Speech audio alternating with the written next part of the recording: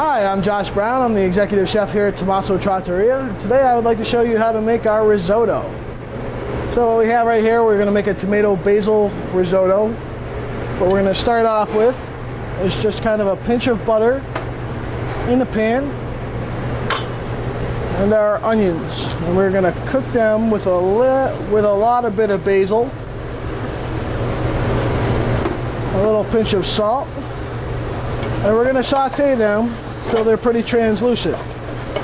Using a wooden spoon, because the Italians like to use wooden spoons. It's keeping very much with tradition and how they do it, and I typically try not to vary too far from tradition based on the fact that they've been doing it for a good 1,000 years and do it better than everybody else. So if the recipe's not broken, we're not going to fix it. So again, always constantly stirring, have it kind of jumping around. Kind of let it rest, and we're going to let it go for a little while, probably about 3 or 4 minutes. Meanwhile, while you have your onions cooking, you should have some boiling water, as we have on the stove here, and what we have is a nice San Marzano tomato puree, which I have in a cup here and also cooking on the stove. We want to keep it hot so that as you start to slowly incorporate this stuff into the rice, if it's cold, the rice will take longer to cook and you'll develop a whole different kind of texture going on with it. So as my onions are kind of starting to be halfway cooked, while I'm constantly stirring them, I'm going to add my rice right here, just all of it right into the pot. What we're going to do is we're going to kind of slow toast this, what they call toasting it. If you see a grain of rice right here, if you look really closely at it, it's pure white right there. So what we're going to do is we're going to cook this rice until it's a little bit transparent on the outside. It'll actually start to be a little bit clear. When it's a little bit clear, we know that's when we're going to add a couple cups of white cooking wine. Now, when you use cooking wine, you should always want to cook with something that you'd be happy to drink, as you're usually going to open a bottle of wine and be left over with some. So it's always best that if you choose a wine, you should choose it to be able to drink right alongside with it. There's nothing is better than cooking and having a glass of wine while cooking. So what we're going to do, we kind of turned it a little bit white right there. And we're going to continue to add our wine slowly. We do not want to absolutely cover the rice. We want to add just a little bit in small increments until the rice kind of soaks it up.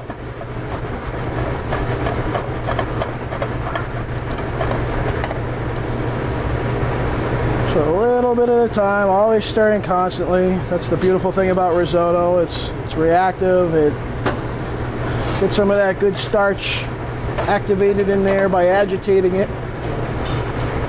Cooking relatively slowly, cooking and stirring for a long time. Risotto takes about 20-25 minutes to finish in the process, so there will be a long period of time where you're just standing here slowly stirring and letting everything kind of slowly boil down. As we kind of start to absorb a little bit, we want to start thinking about getting some tomatoes in there. Usually a lot of risottos have a stock of some sort. I kind of I like to use tomato water that's left over from the San Marzano tomatoes, which come exclusively from San Marzano, Italy. I like to use the water that I drain when I use the regular tomatoes for something else. We have this beautiful, really flavorful pureed tomato that comes with it. This is a great use for it. You just heat it up and you add just a little bit at a time, and it turns your risotto this beautiful red color. Adds a ton of flavor. And again, we kind of just slowly cook it the whole time. We're stirring and just gradually incorporating this stuff in. So the more the rice kind of soaks it up, the more liquid we would like to add to it. Again, stirring constantly the whole time with your beautiful wooden spoon. flavors are really just melding here really nicely.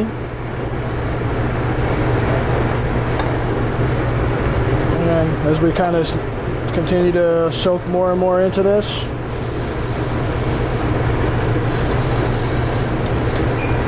we continue to stir.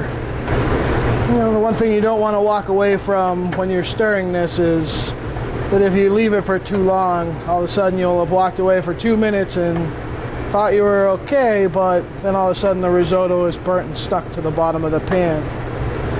So it's really important to kind of stick with it. It's very different from rice, where you can kind of just put a cover on it and set it low and slow and kind of forget about it. This one needs constant attention. So what we're going to do is we're going to do this for about, continue to do this process for about 10 to 12 more minutes, gradually adding liquid until the rice becomes cooked. So we'll come back in a couple minutes as I continue to stir this and add more liquid to it, and I'll show you the finishing technique for this. Alright, so we're back. It's been about 20 minutes now. Our risotto is in beautiful shape. It's a slightly al dente, which means in Italian to the teeth, which means it still has like kind of a slight little bite back to it. What we see here is we got beautiful texture going on. When the Italians call it al ono, which means wavy. So when you kind of push it up against, it should really move around. It shouldn't stay in one place. So that's how you know you're kind of in a pretty good place as far as how much liquid you have. Now I'm continuing to cook because I know it's still a little al dente. I've saved a little hot water that I've just kind of had boiling on the side here, just in case we need to kind of loosen this up to get it back to al ono. So as I can see now, it's kind of gotten a little dry. So what I'm going to do is I'm going to take probably a tablespoon of water and just add it back right back into it. And when I've done that, it really brings it back so it's nice and wavy again and moves pretty nicely. At this point, we're fully cooked. So what we'll do is we're going to finish with a little bit of beautiful Cabot unsalted butter here and stir that right in. So it gets that nice, beautiful, creamy texture to it. We'll finish with a little more Parmigiano Reggiano right there. Stir it in very nicely.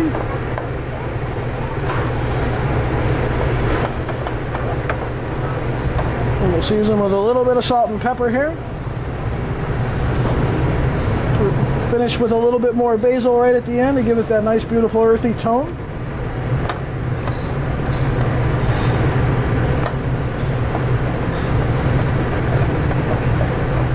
Give a nice stir again, making sure that it's still nice and wavy when you bring it to the top of the pan. It falls in on itself. And this is about enough to serve 2 people.